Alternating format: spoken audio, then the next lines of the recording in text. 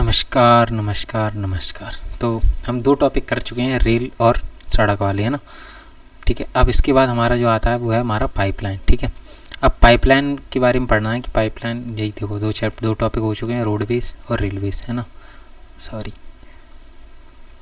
Roadways railways, सड़क परिवहन rail परिवहन। आज जो हमारा पाइपलाइन, फिर हमारा स्थल वाला यानी कि लैंड वाला पार्ट ख़त्म हो जाएगा ना, ये आज हम कर लेंगे। फिर इसके बाद अगला जो टॉपिक रहेगा वो हमारा वाटर वाला रहेगा। तो पाइपलाइन आप लोगों को पता ही होगा, ऐसा आपने कुछ देखा होगा अपनी लाइफ में कभी भी, है ना। बड़ी बड़ी पाइप बिछे होते हैं, ये क्या करते हैं पाइपलाइन से। अब देखो हम जो टॉपिक पढ़ रहे हैं वो ट्रांसपोर्ट यानी कि यातायात पढ़ रहे हैं, मतलब कोई चीज़ ले जाना लाने ले जाने की बात चल रही है, यानी कि पाइप से हम क्या क्या लाते ले जा सकते हैं। और ये देखो ज़मीन के अंदर ऐसे बिछाई जाती हैं, बड़े बड़े पाइप बिछाए जाते हैं। तो आप देखो पाइपलाइन के बारे में समझना है थोड़ा सा, हम बस एक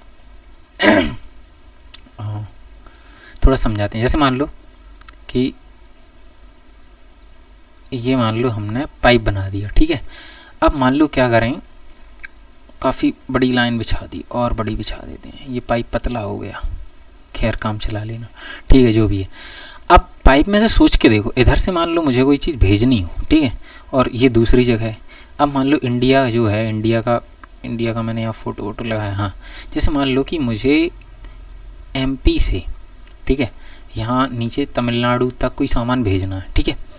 अगर मैं बस से भेजूँगा तो ऐसे ऐसे करके, मतलब रास्ते रास्ते ऐसे ऐसे करके बहुत देर में आ पाएगा। अगर मान लो एक सीधा पाइप बिछाओ और यहाँ से मैं सीधा पानी भेज दूँ, पानी भेजना हो मान लो, तो बहुत जल्दी आ जाएगा और पानी भेजा सकता है पाइप से। अब पाइप में सोचो कि एक उसका पिज्ज़ा का पैकेट रख दूँ, पहुँच जाएगा, वो तो नहीं है ना पॉसिबल, ख़राब हो जाएगा, पहुँच भी नहीं पाएगा, कैसे ले जाएंगे, फिर उसके अंदर गाड़ी चलानी पड़ेगी, बात वहीं आ गई,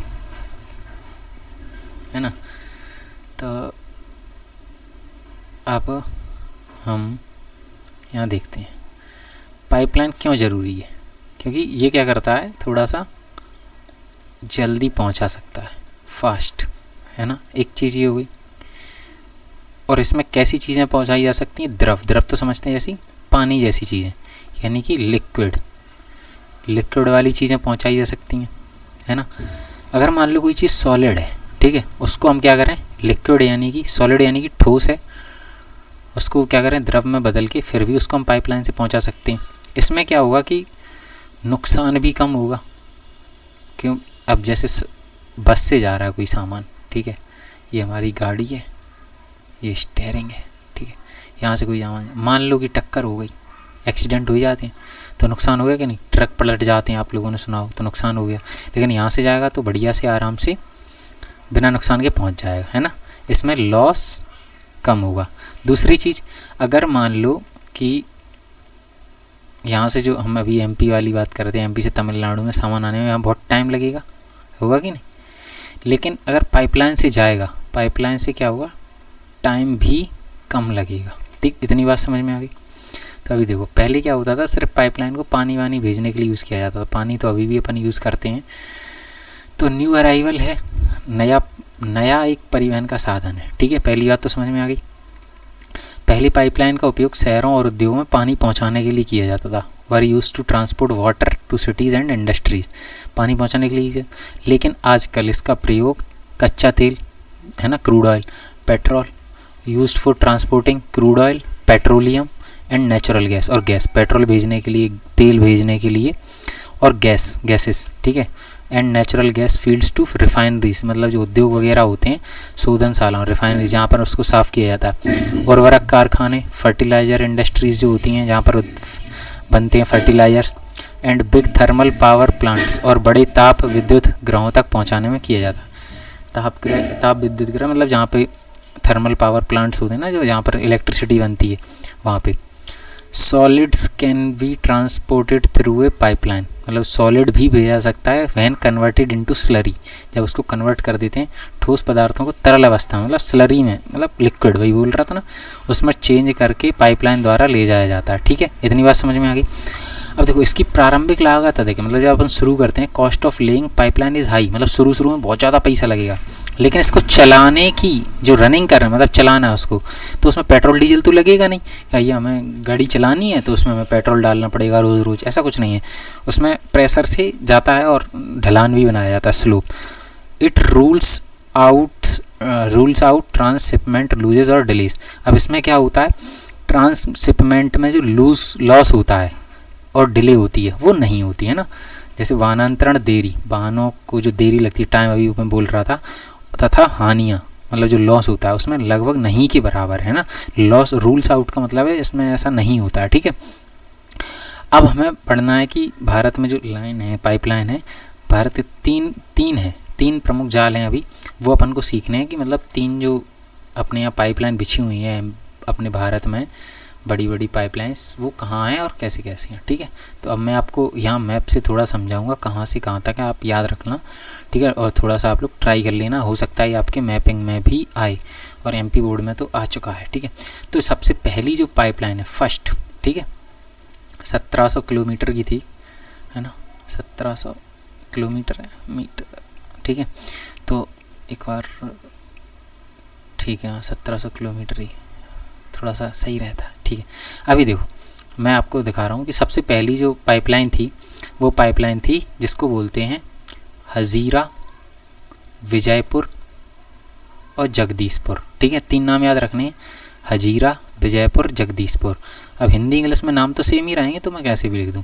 हजीरा आपको याद रखना है, यहाँ का नाम है गुजरात में, ठीक है। यहाँ से हजीरा यहाँ पे जैसे पहली लोकेशन पॉइंट करेंगे हजीरा, ठीक है, हजीरा लिख देना आप यहाँ ऐसे डैश करके।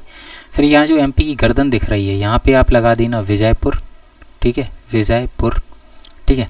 यहाँ से यहाँ कनेक्ट हुई और यहाँ से सीधा ऊपर निकाल देना यूपी में जगदीशपुर, ठीक है। इंग्लिश में भी ऐसे ही जगदीशपुर लिखा जाएगा, जगदीशपुर।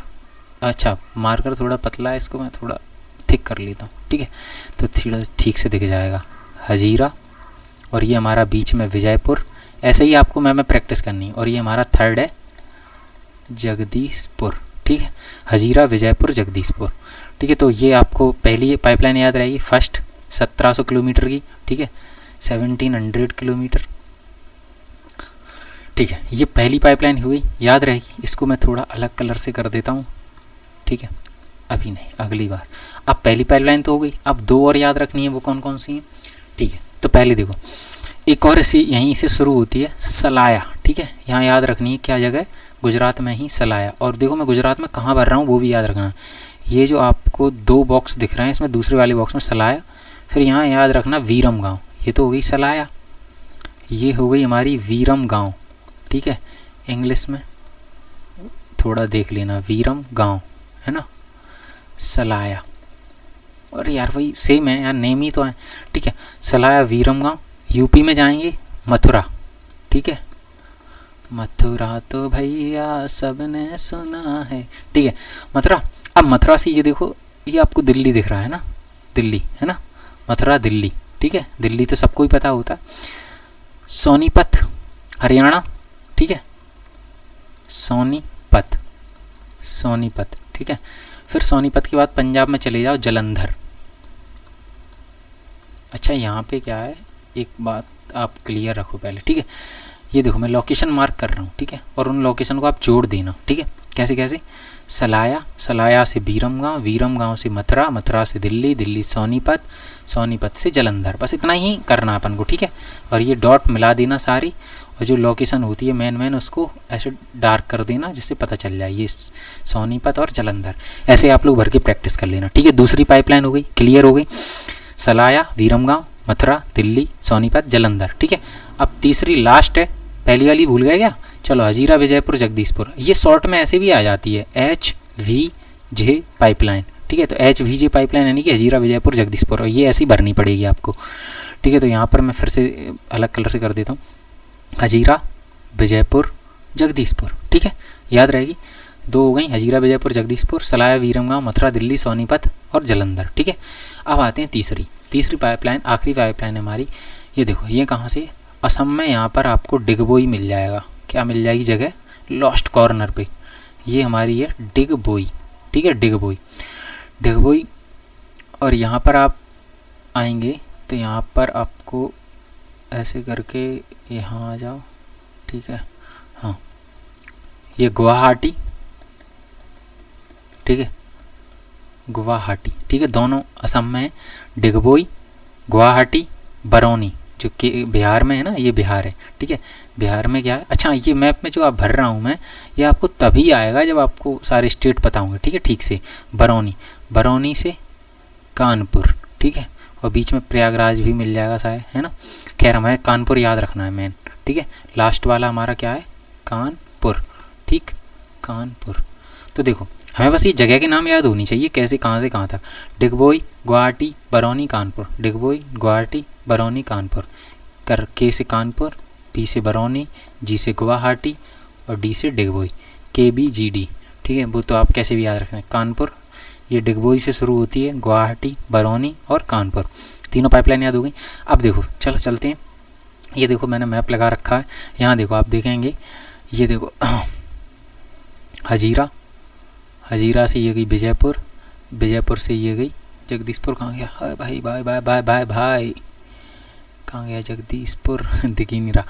खैर आप यहाँ पे जगदीशपुर लिख लेना, ठीक है, वो जगदीशपुर है, ठीक है।